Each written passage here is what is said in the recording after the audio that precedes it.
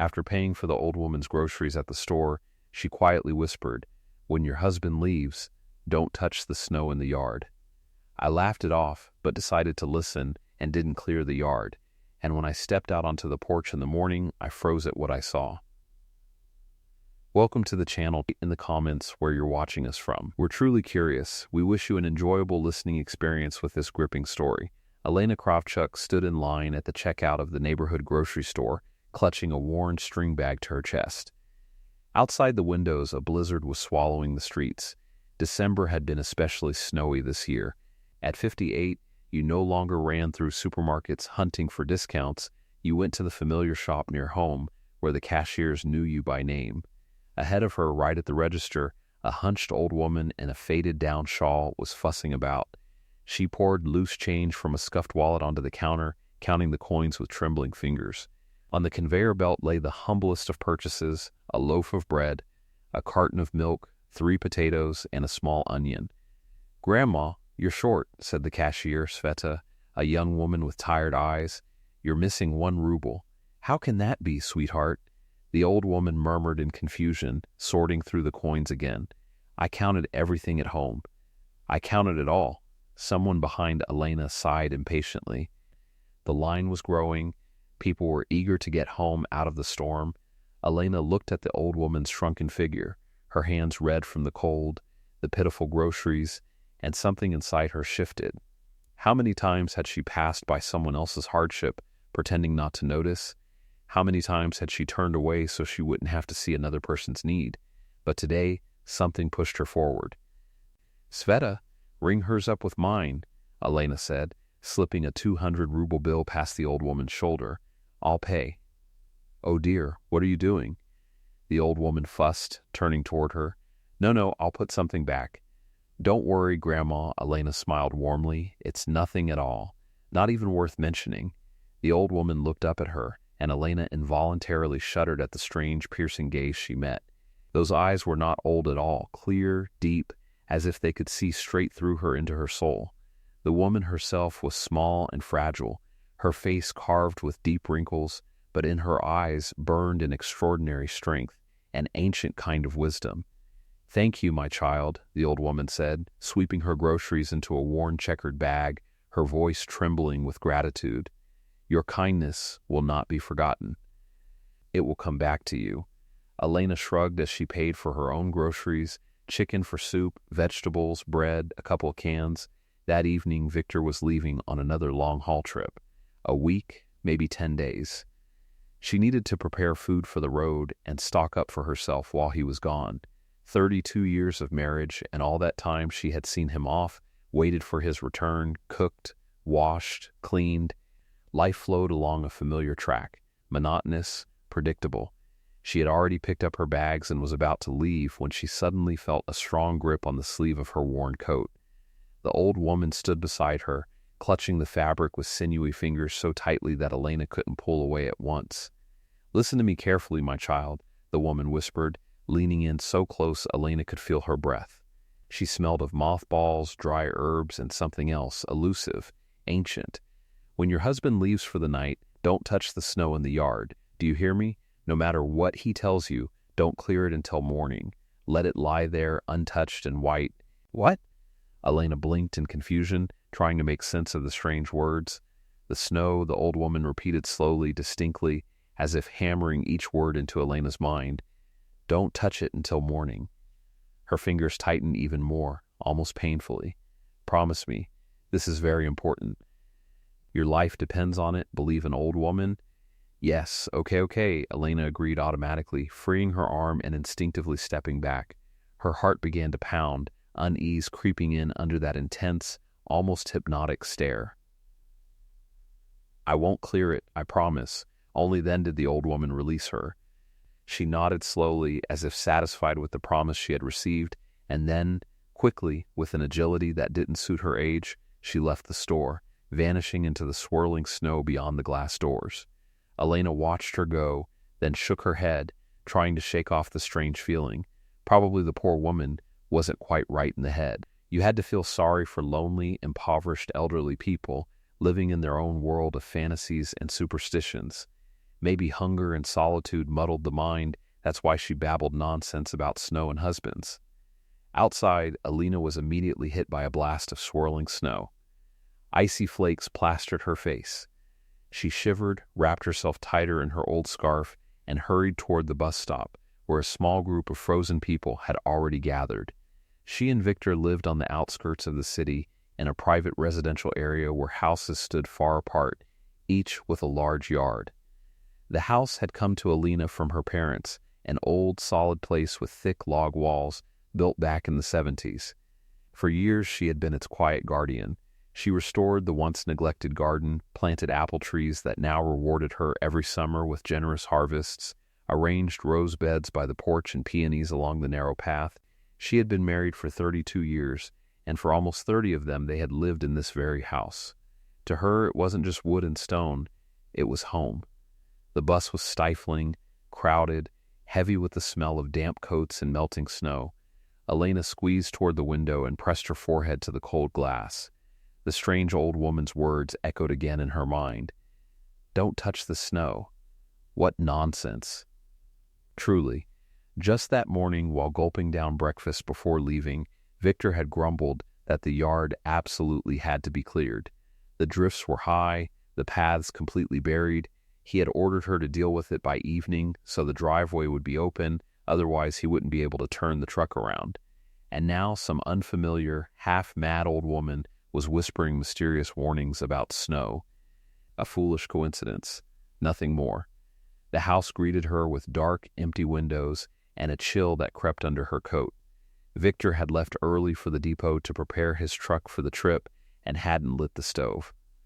Alana stepped inside, knocked the snow from her boots onto the mat, removed her damp coat, and walked barefoot across the cold floor. She lit the stove, set the kettle on, unpacked her groceries, placing everything exactly where it belonged, vegetables into the cellar, chicken into the refrigerator, bread into the bread box. Every movement was practiced, refined over decades. Slowly, warmth returned. The firewood crackled softly, the kettle began to whistle. Victor was supposed to return at 6 in the evening to pick up his things and food for the road. Elena began cooking with the same careful precision as always. She cleaned and cut the chicken, set it to simmer into a rich broth, chopped vegetables for the salad he liked to take with him, took out the cutlets she had prepared a week earlier especially for this trip. He preferred homemade meals over roadside calves, always saying they were nothing but chemicals and dirt. Exactly at 6, the front door slammed open, and a gust of icy air rushed in with Victor. He entered with heavy steps, shaking snow from his jacket directly onto the floor, not noticing the puddles forming beneath his boots. Tall, broad-shouldered, with a weathered, rigid face and cold gray eyes. 59 years old, yet still strong despite 25 years behind the wheel of a massive freight truck, thousands upon thousands of miles across the country. "Well?" "Explained everything?" he asked instead of greeting her, walking straight to the kitchen without even looking at her. "Yes, Vitya, I'm packing it now." She took out the prepared containers and carefully portioned the cooled soup, the cutlets, the salad, the bread. Victor sat heavily at the table, poured himself tea from the old porcelain kettle, added 3 spoonfuls of sugar, and stared at his phone, typing quickly without once glancing at her. Elena studied his familiar profile in silence. When had it started, this distance, this invisible wall of ice between them? A year ago? 2? 5? 10? In the early years, he used to return from trips tired but cheerful, wrapping his arms around her in the doorway, telling stories from the road, joking, laughing. Now there was only silence, irritation in every movement, every glance, as if she were no longer his wife, but a bothersome servant. "Clear the snow tonight, once it's dark," Victor said without lifting his eyes from the screen. "The paths are completely buried. Might snow even more tomorrow." "Victor, it's almost dark already." "The blizzard is so strong," Elena began carefully, but stopped when he explained his cold stare at her. "I said tonight," he cut her off sharply. "You're not a child. It'll take you half an hour. I didn't have time." "The trip's early tomorrow. Important cargo." She pressed her lips together and continued placing the containers into the large travel bag. The old woman's words surfaced again. "When your husband leaves at night, Don't touch the snow. An impossible coincidence. Though really, what coincidence? It was winter. Snow had to be cleared every week, sometimes more often in weather like this. "When exactly are you leaving?" she asked quietly. "In about an hour. The cargo's loaded and sealed. Documents are ready." Victor drained his cooled tea in one heavy swallow and stood up.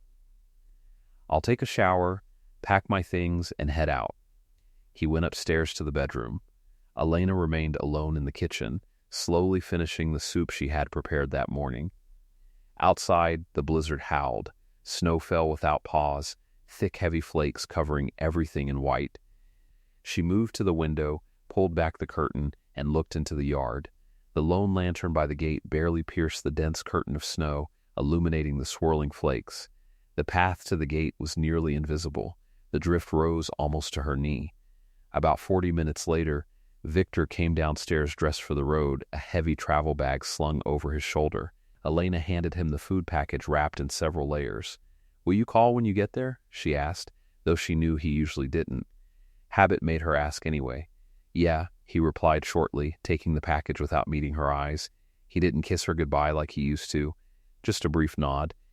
"And make sure you clear the snow, you hear me?" He added as he stepped toward the door. "Otherwise it'll pile up again overnight. In the morning, you won't get through at all." The door slammed with a dull, heavy thud. Alana heard his old Jeep roar to life, then crunch slowly down the snow-covered street. The sound of the engine faded into the distance until there was nothing but silence. She sat at the kitchen table, wrapping her hands around a cup of tea that had already gone cold. The house felt painfully quiet, empty in a way that pressed against her chest. A strange stirred inside her, and she couldn't even explain why. The old woman's words echoed in her memory again, sharp and insistent. "Don't touch the snow." Elena shook her head, trying to push the thought away. Nonsense. Just some old superstition. And yet something stopped her from pulling on her coat and going outside to clear the yard like Victor had told her. Exhaustion suddenly crashed over her, heavy as a sack of sand on her shoulders. It had been a long, draining day. Her legs throbbed, her back ached from housework, and the blizzard was raging so fiercely that by morning everything would be buried again anyway. What was the point of struggling out there now? That settled it. She wasn't going out into that brutal cold with a shovel. She would deal with it in the morning if it truly mattered. Victor was already far away. He wouldn't see. He wouldn't know. If necessary, she'd blame the storm, say it was pointless to clear snow in weather like that. Upstairs in the bedroom, she changed into an old warm nightgown and a soft robe, then lay down on the bed with a worn paperback she'd started a week ago. But reading was impossible. The letters blurred before her eyes. Her thoughts kept circling back to the strange encounter in the store. Who was that mysterious old woman? Why had she spoken specifically about the snow, about the yard? And why had she looked at Elena so intensely, so seriously, as if warning her about something terrible and unavoidable? Outside, the wind howled. The house groaned beneath the violent gusts. Elena got up and stepped to the bedroom window. The yard was swallowed by darkness. Only the faint yellow glow of the lone lamp near the gate carved out the swirling snowflakes from the blackness.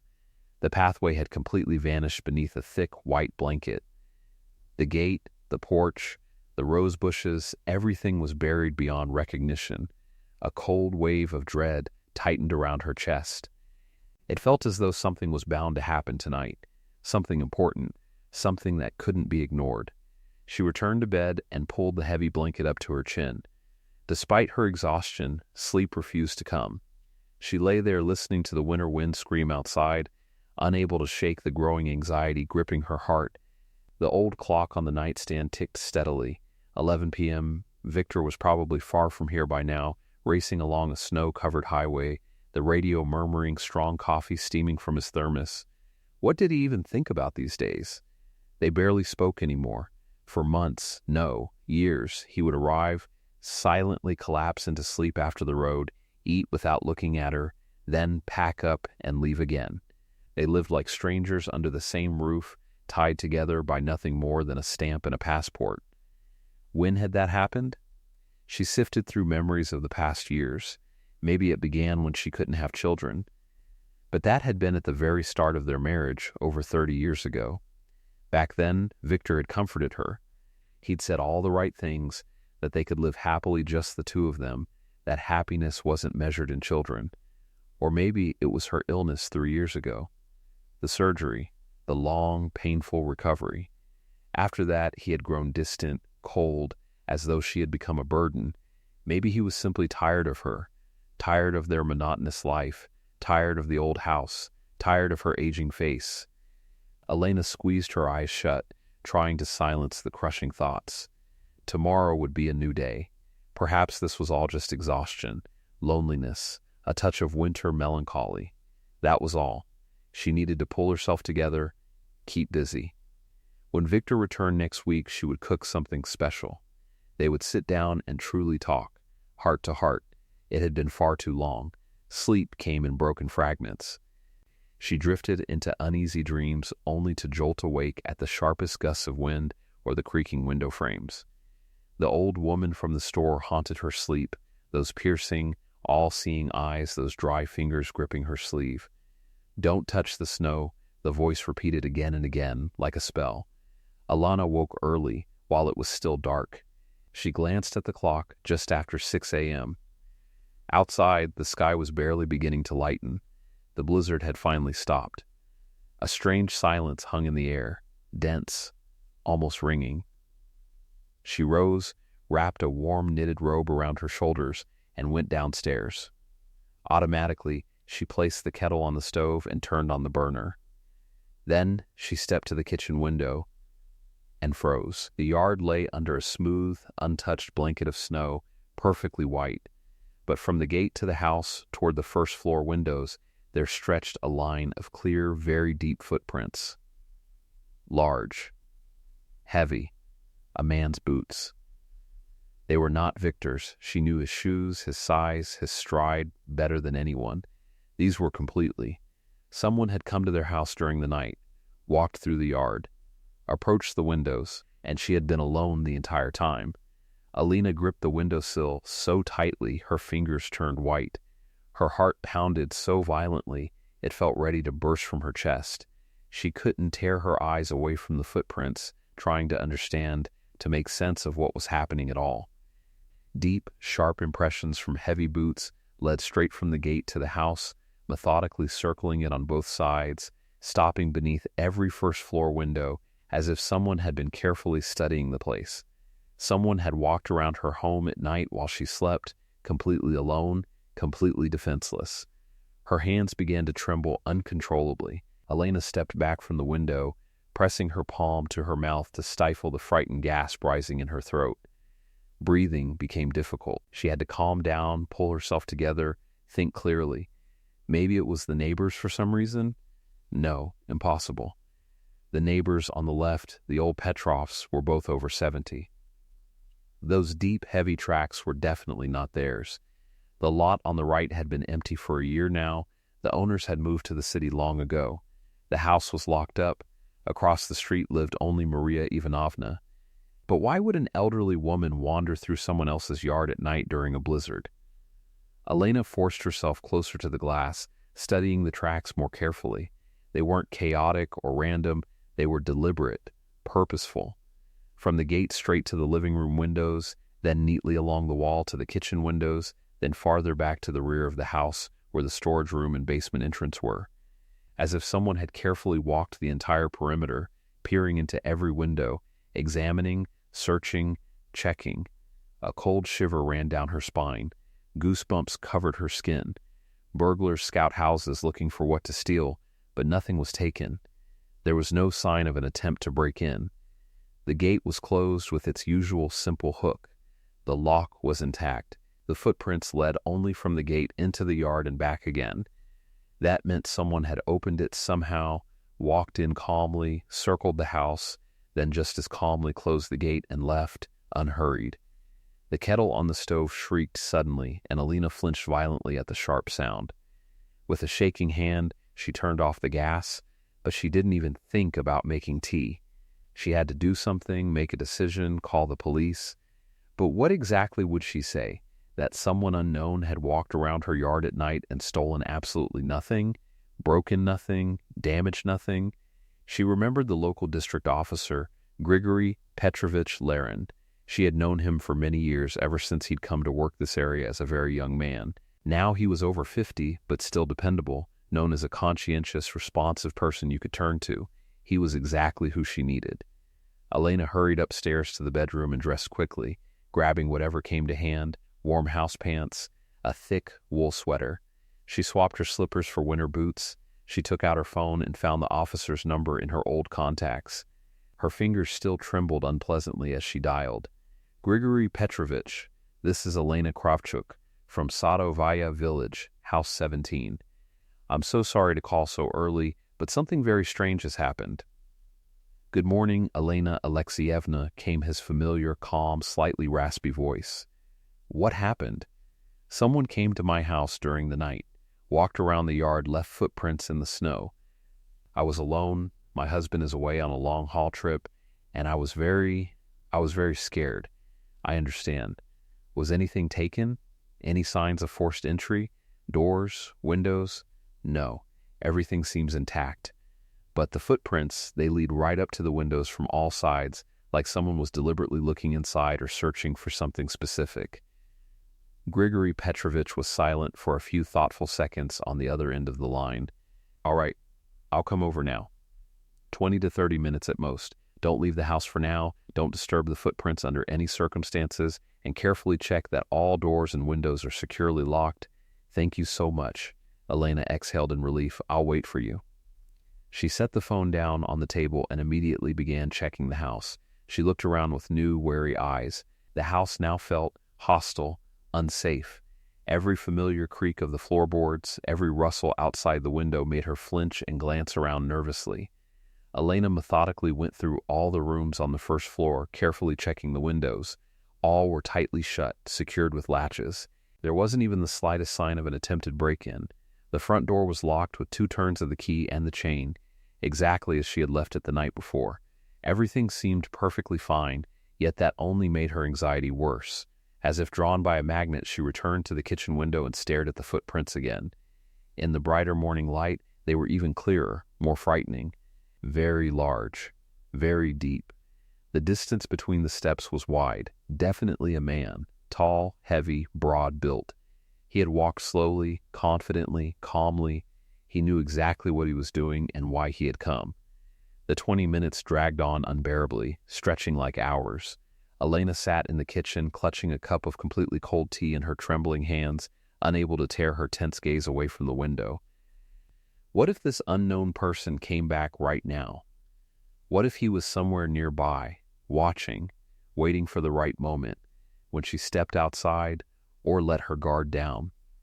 At last, a sharp beam of headlight slashed across the window, flooding the room with blinding white light. Elena shot up from her chair and rushed to the glass. She recognized the familiar official vehicle of the local district officer. Grigory Petrovich stepped out of the car, a tall, heavy-set man in his early 50s, wrapped in a thick uniform jacket and a fur hat pulled low over his brow. Elena hurried to the door and flung it open before he could even knock.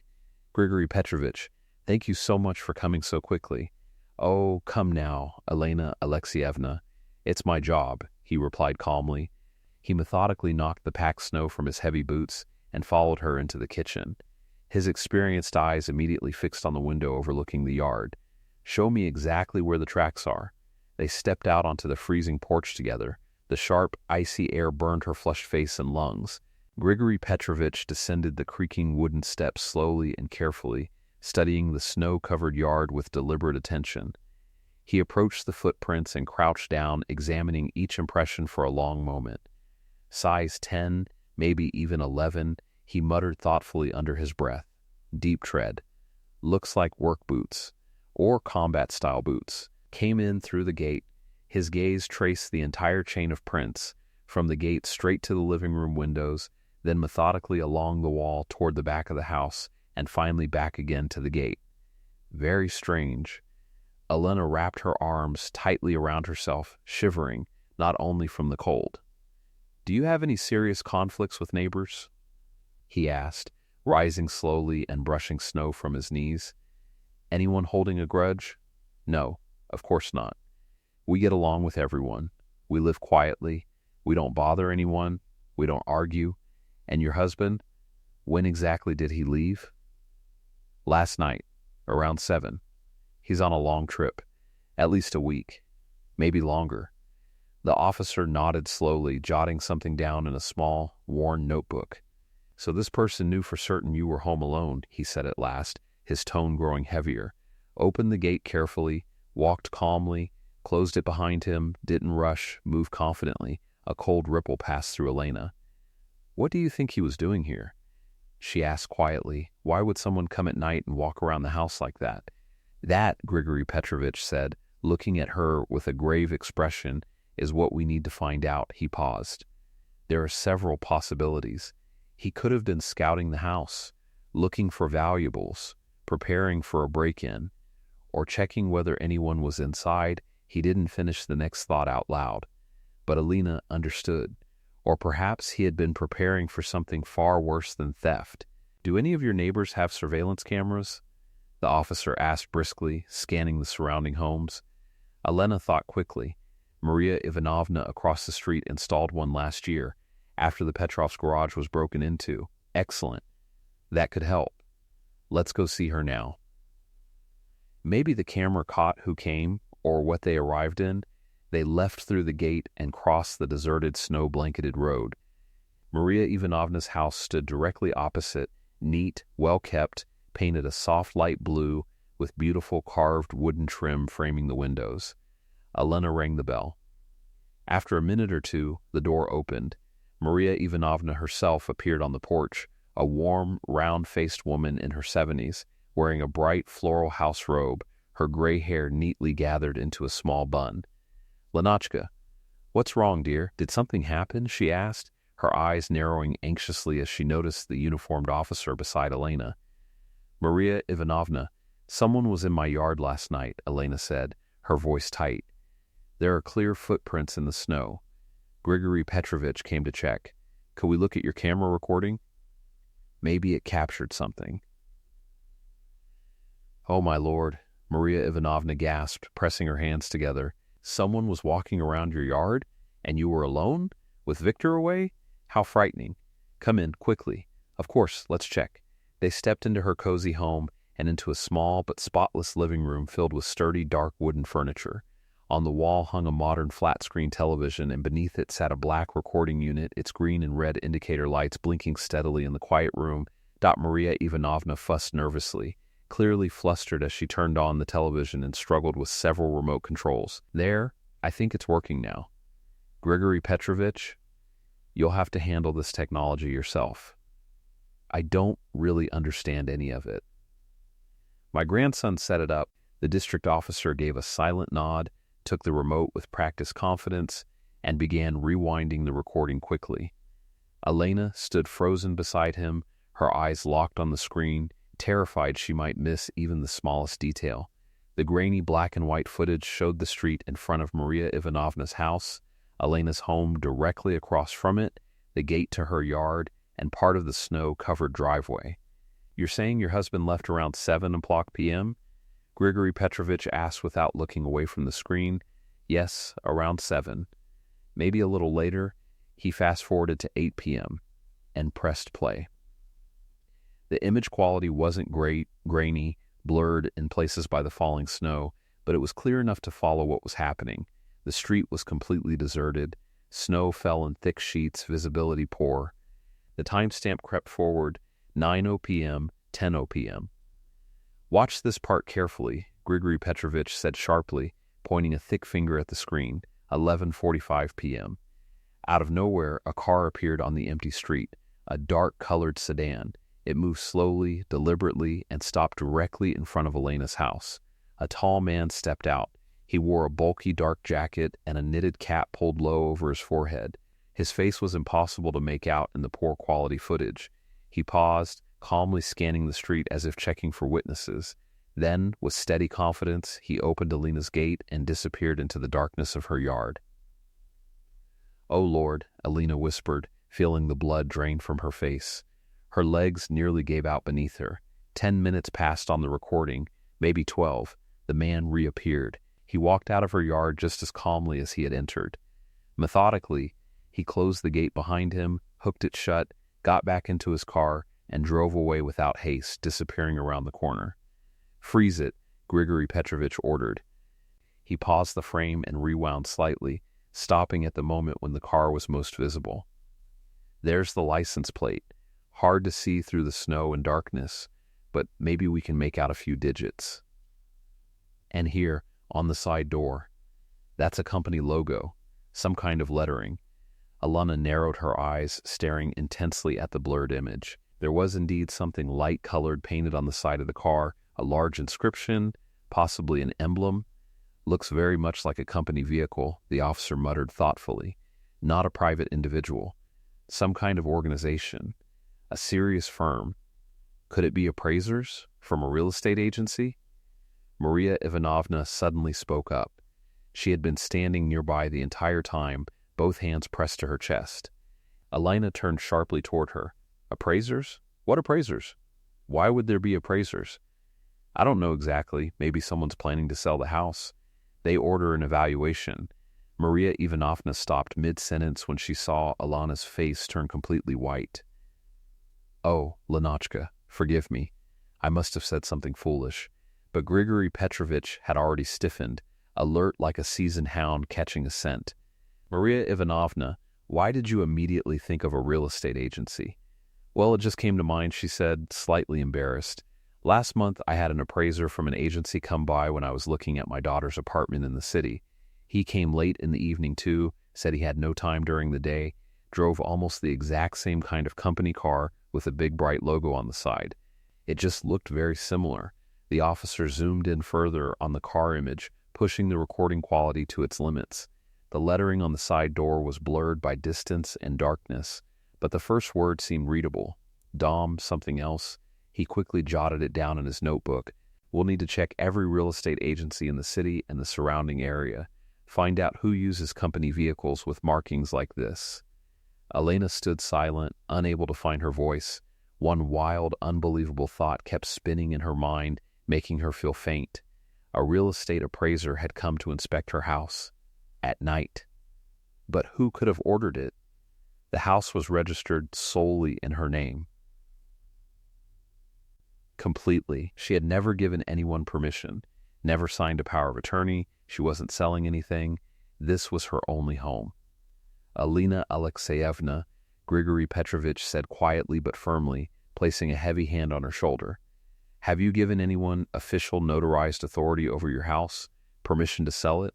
To handle documents or transactions on your behalf?" "No, of course not." She shook her head decisively. "I never even considered selling. This is my home. I've lived here my entire life. And your husband, Victor, he could have done this." Elena felt the ground vanish beneath her feet. She froze. "Victor? No, that's impossible. He can't do anything without my knowledge and consent. The house is registered entirely in my name, only mine." "Technically, yes. He shouldn't be able to," the local officer replied slowly, choosing his words carefully. "But in practice, unfortunately, all kinds of unpleasant things happen. Fraud, forged signatures, fake documents. We need to check real estate agencies across all districts. If that really was an appraiser from an agency, we'll find out exactly who ordered that nighttime valuation of your house." By noon, they were sitting in the office of the Dom Service Real Estate Agency in the city center.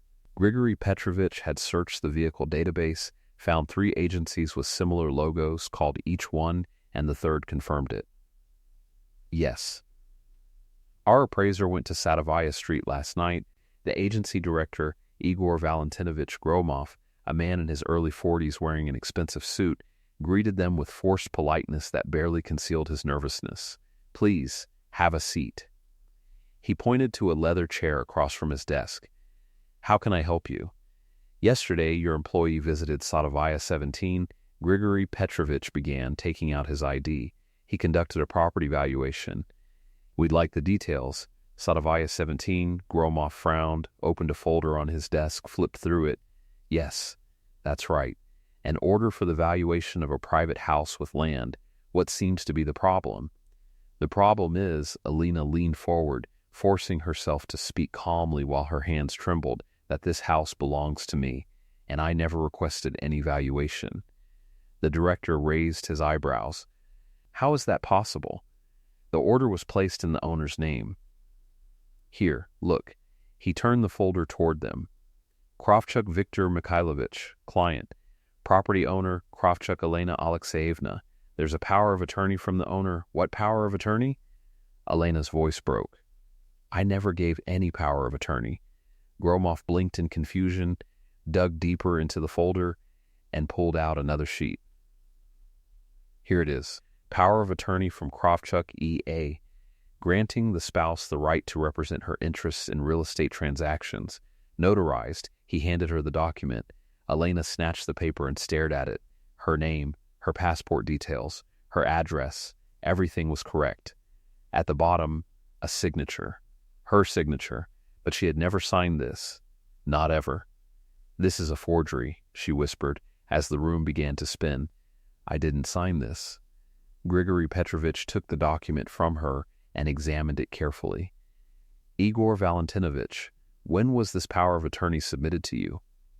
A week ago. Viktor Mikhailovich Kravchuk came in personally, said he wanted to sell the house and requested a valuation. We processed everything and scheduled the visit. He said his wife was aware of everything, she just didn't have time to handle it herself and trusted him. And you didn't verify the authenticity of the power of attorney? The officer fixed the director with a heavy stare. There's a notary seal, everything looks proper. Gromov shifted in his chair. We're not required to verify every power of attorney through the notary system. That's not our responsibility. Show us all correspondence with the client. Grigory Petrovich cut him off. Everything you have. Contracts, messages.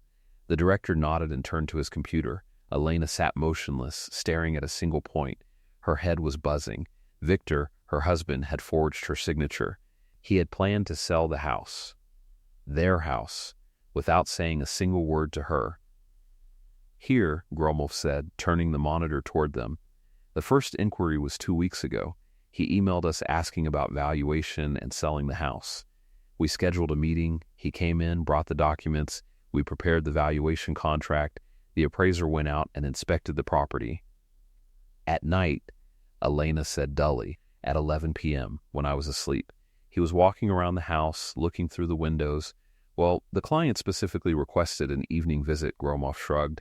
He said someone was there during the day and he needed it done discreetly. We don't refuse clients if the request doesn't violate the law, and working with forged documents doesn't violate the law. Grigory Petrovich slammed his palm on the desk. I didn't know the documents were forged. Gromov went pale. I swear, everything looked legitimate. What happened next? The officer nodded toward the screen. After the valuation, we prepared the report. The house was valued at $4,200,000.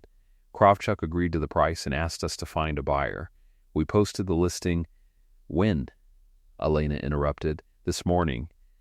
And we already had a response. A serious buyer ready to pay cash immediately. We scheduled a meeting for the day after tomorrow to sign a preliminary agreement. Elena covered her face with her hands. 2 more days, and the house would have been sold.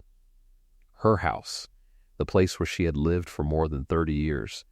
Where is this buyer now? Grigory Petrovich asked. I don't know. He called, left a number, said the money was ready, and he wanted a fast deal. Understood. The officer wrote down the phone number. Igor Valentinovich, this transaction will have to be canceled. A criminal case is being opened for fraud and document forgery. But we had nothing to do with this. Gromov jumped to his feet. We acted in good faith. We were deceived. We'll sort that out. For now, provide all documents, copies of correspondence, and your appraiser's contact details. Half an hour later, they stepped out of the agency. Elena walked as if in a dream, unable to feel her legs. Grigory Petrovich held her gently by the elbow. Elena Alexeyevna, you need to sit down. There's a cafe over there. Let's go in. They took a small table by the window. The district officer ordered tea with sugar for her and coffee for himself. Elena wrapped both hands around the steaming cup, but the warmth never reached her. The cold was inside her, sharp, piercing, merciless. Why? She whispered, her voice barely audible. Why would he do this? Grigory Petrovich let out a heavy sigh and took a slow sip of coffee. Money, Elena Alexeyevna. $4 million is no small amount. Maybe he needed it urgently. Or maybe he decided to start a new life. It happens. But this is betrayal, she said, her fingers tightening around the cup. We've been together for 32 years. I've seen worse, the officer replied quietly, shaking his head. People change. Or sometimes they just reveal who they really are. Elena took a careful sip of tea. The hot sweetness cleared her thoughts just enough to steady her breathing. What do I do now? We'll go to the station. You'll file a report. I've already called ahead. A case will be opened. We'll summon your husband for questioning. We'll run a handwriting analysis on the signature and verify the notary. If we prove forgery, and we will, he's looking at serious charges. Large-scale fraud. Prison, Elena repeated, the word sounding distant and unreal. Her husband, the man she had shared half her life with. Prison. And the house? She asked quietly. Will it still be mine? Of course. The transaction is invalid. The documents are falsified. The house is yours. No one is taking it, she nodded slowly. They spent hours at the police station. She wrote her statement, answered questions, explained everything in detail. Grigory Petrovich described the footprints, the security footage, the real estate agency. The investigator, a young woman with tired eyes, listened carefully, writing it all down. We'll send your husband a formal summons, the investigator said at last. When does he return from his route? In about a week. I can call him, tell him to come back earlier. No, the investigator said firmly, shaking her head. Don't warn him. Let him believe everything is going according to plan. It will make it easier to detain him, Elena agreed. By the time she stepped outside, darkness had already fallen. December. Winter. Short, unforgiving days. Grigory Petrovich walked her to the bus stop. Stay strong, he said gently. I know this is hard, but you did the right thing. Things like this can't be ignored. Thank you, she said, shaking his hand. If it weren't for you, it's my job, he replied with a dismissive wave. You should thank that elderly woman who warned you about the snow. That was something else.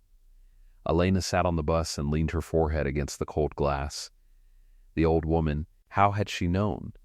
Those sharp, all-seeing eyes, the dry fingers gripping her sleeve, the quiet warning, when your husband leaves, don't touch the snow. If Elena had cleared the snow that evening, just as Victor had told her, the footprints would have vanished. She never would have known someone had come.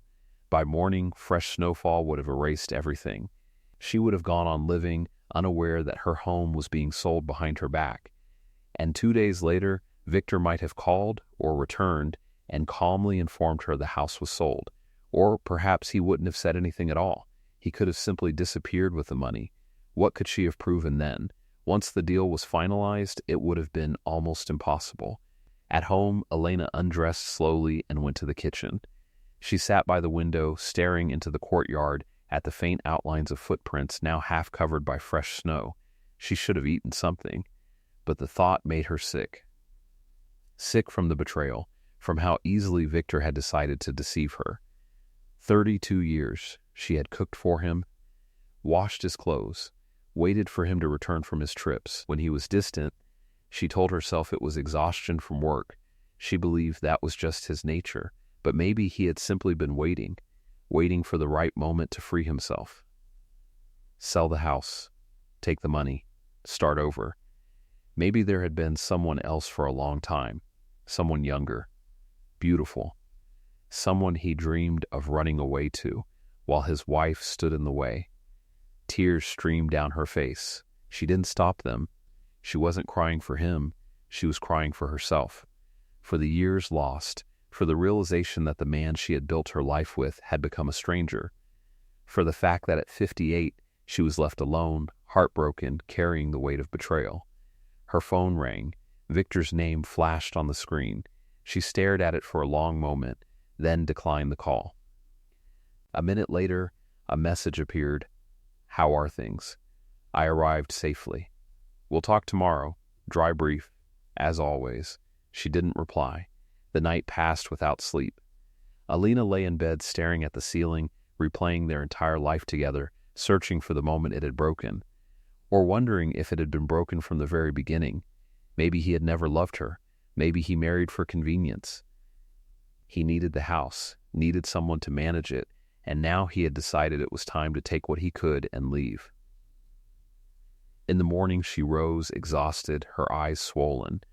The woman in the mirror looked unfamiliar. Gray strands in her hair, deep lines, fatigue etched across her face. Old. Unattractive. Is that why he chose to discard her? No. Enough. Elena straightened her shoulders, staring at her reflection. No more self-pity, no more excuses for him. He had tried to rob her, to leave her with nothing, and she would not allow it. She dressed, went downstairs, made breakfast, and forced herself to eat. Then she picked up her phone and called the attorney Victor had once hired to prepare documents. She explained everything, asked for help with a divorce. "Come in tomorrow," the attorney said calmly. "We'll take care of everything, and you're absolutely right to act immediately. Things like that should never be forgiven." Alana slowly lowered the phone. Divorce. Such a strange, heavy word. She had never imagined it would one day belong to her life. She had always believed that she and Victor would stay together until the very end, like his parents, like her own, side by side for a lifetime. But it turned out their forever only lasted until he grew tired of it. 2 days later, Grigory Petrovich called. "Elena Alexeyevna, your husband has returned. We detained him this morning when he showed up at work. He's being questioned now. Would you like to be present?" "No," she replied firmly. "I don't want to see him. I understand. Then I'll tell you the most important part. He confessed to everything. Says he got into debt, slot machines, lost a large sum. Creditors were threatening him. He decided to sell the house. He thought you wouldn't find out until it was too late. And now? The case is going to court. Considering his confession and the fact that the sale didn't go through, he'll most likely receive a suspended sentence or a short one, plus compensation to you for emotional damages. All right. Thank you." Elena hung up. Slot machines, debt. So it wasn't another woman. It wasn't because she had grown older or less attractive. It was just money, just reckless thrill and foolish choices. Strangely, that didn't make it hurt any less. In some ways, another woman might have been easier. At least it would have felt like a human explanation. Instead, he had gambled away their life together over unpaid debts. Spring arrived unexpectedly early. By the end of March, the snow melted in just a few days, revealing dark, thawed earth and the first sharp blades of green grass. Alana stood by the kitchen window with a cup of coffee, staring into the yard where, on that cold December night, the footprints of a stranger had once marked the snow, footprints that had changed everything. The trial moved quickly. Victor received a 2-year suspended sentence and was ordered to pay Alana 300,000 rubles in compensation. The lawyer explained that it would be difficult to achieve more. There had been no actual financial loss. The deal had not been completed. The house remained hers. Victor paid the money immediately. In court, he stared at the floor, never lifting his eyes. He did not apologize. The divorce was finalized a month later. Victor moved in with his brother and collected his belongings while Alana deliberately stayed at a friend's house so she wouldn't have to see him. When she returned, the house felt hollow. Half the closet stood empty, shelves gaping. On the wall, a pale rectangle marked where his photograph had once hung. Elena took down the remaining photos, placed them carefully in a box, and carried it up to the attic. She couldn't throw away a third of her life, but she couldn't bear to look at it either.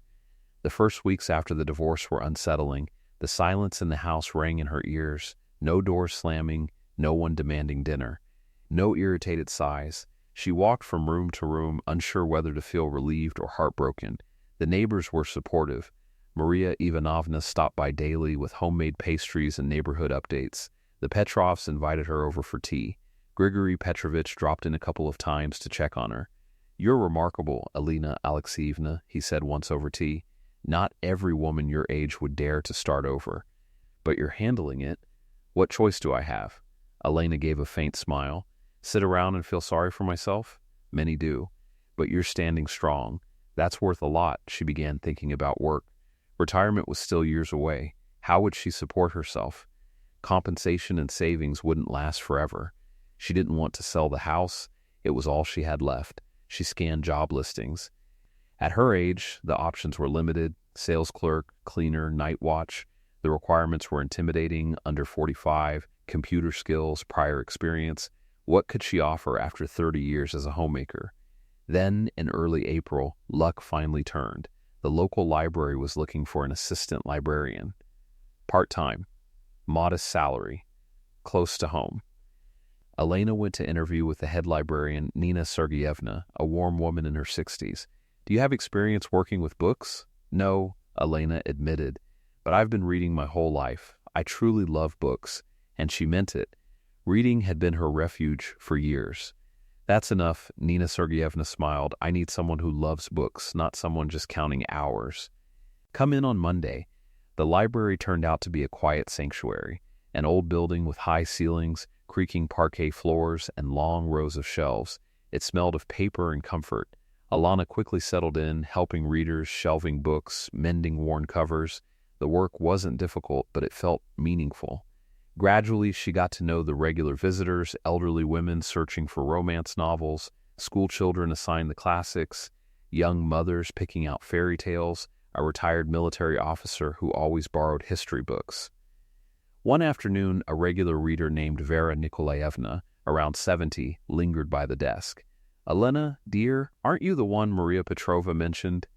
The story about your husband trying to sell the house?" Elena pressed her lips together. The gossip had spread through the neighborhood. "That was winter," she said quietly. "It's over. You did the right thing," Vera Nikolaevna said gently, placing a hand on her shoulder. "I endured my husband for 30 years. He drank, wandered, raised his hand at me. I stayed silent, raised the children. He passed away 10 years ago. And only after that did I understand what it means to live freely, without fear." She looked at Elena with steady warmth. "You still have so much life ahead of you. 58 is young. My friend got married at 62 and she's happier than a teenager. Don't lose heart." After that, Vera Nikolaevna began visiting more often. She introduced Elena to other regulars, Ludmila, Tamara, Zenaida, all around the same age, widowed or divorced, women who had survived their own storms and were quietly learning how to live again. They started spending time together, going out as a group, visiting the theater and art exhibitions. "Come with us," Ludmila suggested. "There's a retro music concert at the community center on Saturday. Let's relive our youth." Elena agreed. She hadn't gone anywhere in a long time. With Victor, cultural life had ended about 10 years ago. He always said it was a waste of time. The concert turned out to be warm and comforting. Songs from her youth, the 70s and 80s. Elena listened to the familiar melodies and felt something inside her slowly thaw. Her friends beside her sang along, laughed, and shared memories. After the concert, they stopped by a cafe and talked heart to heart. Each of them carried her own difficult story. Ludmila's husband had left her for a younger woman. Tamara's husband had died at 45. Zenaida never married and devoted her life to work. "You know what I've realized?" Tamara said quietly. "Happiness isn't in men. It's inside us. If you have interests, friends, a purpose, you're happy. But if your whole happiness is built around one man and he leaves, it feels like life is over." "That's true," Zenaida nodded. "I've lived alone my whole life. I work, I go to the theater, my life feels full." Elena listened and thought they were right. All her life she had built everything around Victor, his schedule, his wishes, his moods. She had forgotten about herself. Now she needed to remember who she was, what she loved, what she wanted. At home, she took out an old photo album. There she was at 20, a student at a teacher training college. She had dreamed of becoming a teacher. She got married, things didn't work out with children, and she never went to work. She stayed home for 30 years. And yet she had dreams. She wanted to draw, to travel, to learn English. She always postponed it for later. But now, nothing was stopping her. Elena took a notebook and wrote at the top, "What I want." Learn to draw. Visit a nearby city. Learn English. Put the garden in order. Find a hobby. The list was short, but it was a beginning. For the first time in months, Elena smiled sincerely. The very next day, she signed up for art classes at the community center. Classes were on Tuesdays and Thursdays, perfect timing. The instructor, Alina, greeted her warmly. "It's never too late to start," she said. "All that matters is the desire." The first lessons were hard. Her hand didn't obey her, the lines came out crooked. But Elena didn't give up. She practiced at home again and again. By the end of April, she painted her first still life, apples in a vase. She hung it in the kitchen and felt proud every time she looked at it. In May, she finally dared to travel. She took a few days off, bought a ticket to the regional capital, wandered through museums, took photos, and felt free and happy. When she returned home, she felt a surge of strength. Life was going on. It had begun anew, without lies, without coldness. One evening in early June, Elena sat on the porch with a cup of tea. The air smelled of blooming lilacs. She had planted 3 bushes in the spring. Maria Ivanovna approached the gate. "Lena, may I come in?" "Of course, come in." The neighbor sat beside her and hesitated. "Do you remember that old woman who talked about the snow?" Elena flinched. "How could I forget?" "I remember." "Why?" "I tried to find her. Asked around in the shops. No one knows her. Sveta said she saw her once and never again." "That's strange," Elena said thoughtfully. "I've been thinking about her too. Maybe she was a guardian angel?" Maria Ivanovna lowered her voice. "How did she know about the snow?" Elena smiled faintly. "I don't know. Maybe intuition, or life experience, or maybe fate."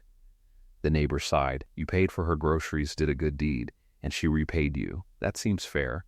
Elena stayed silent, watching the sunset. Maybe so. Good gives birth to good. She helped the old woman.